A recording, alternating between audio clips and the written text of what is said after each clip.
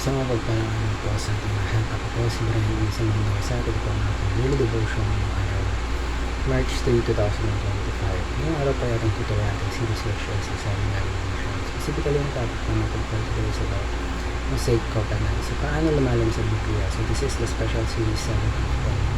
Ang ating talata pa ng gagamit sa Exodus chapter 24 verses 7 and 8. Sabi po dito, basahin ko po. Then he took the wood of the covenant and gave it to the people. They responded, "We will do everything the Lord has said. We will obey."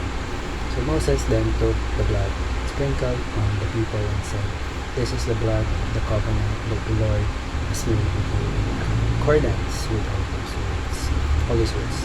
So ngayon upang ating mas manawaan kung anong nakasaad sa ating talata, upang mas maintindihan natin ang ating devotion, ngayon po tayo padadako sa ating mga teachings for today. So ano po, the law is a mirror.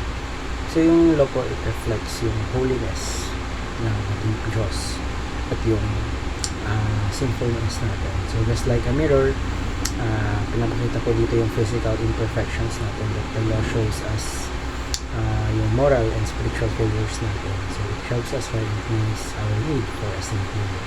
Ikalawa po, the law restrains evil. So yung commandments po, it serves as a guide para i-prevent yung sin and maintain yung order sa society. So while the law cannot change human hearts, it acts as a boundary that discourages wrongdoings. Ikatlo po, the law points to Christ. So the law yung tatawag natin Mosaic law, was never meant to be the final solution but to lead people to Jesus.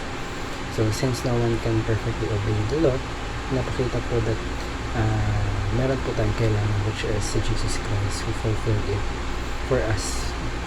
So paano natin ma-apply mga katuruan nito? Ngayon po tayo padadako sa ating application. So yun po, do not judge others because we are all equal.